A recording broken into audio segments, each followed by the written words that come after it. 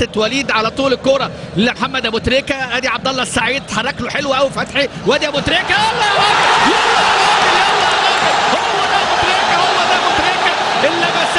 اللمسات مع النيات، هنا اللمسات الحلوه مع النيات الحلوه. ابو تريكه ولع الملعب يا ابو تريكه، اسعد جماهيرك يا ابو تريكه، فرح المصريين يا ابو تريكه. ادي امامنا الكوره، شوف النادي الاهلي بقى نقلوها ومرروا الكوره، وادي الكوره عبد الله يسدد، وابو تريكه الكوره بتحبه، الكوره بتكافئه دائما وابدا. هو الرجل الذي ياتي بالحظوظ يعني الالقاب اللي بتاتي من خلال بقى لمسات، نفحات، امنيات، هي نيات لهذا النجم الكبير محمد ابو تريكه.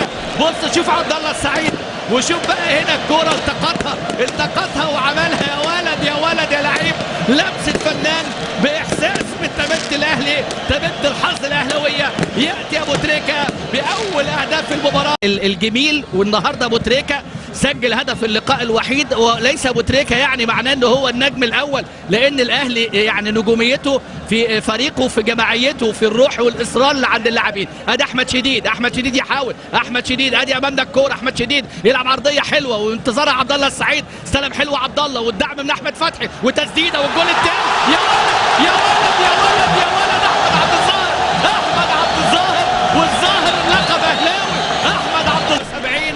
لا تقول لي اورلاندو، ولا تقول لي كايزر تشيفز، ولا تقول لي مازيمبي، ولا تقول لي حاجه. ده النادي الاهلي هنا، الاهلي هنا يا ساده، الاهلي هنا يا ساده، يفعلها في هذه اللحظات. عبد الظاهر يسجل 3 اهدافه في هذه المسابقه. ادي امامنا عبد الظاهر، لكن بص شوف عبد الله السعيد، لا احمد فتحي وعبد الظاهر استخدم بقى ايه؟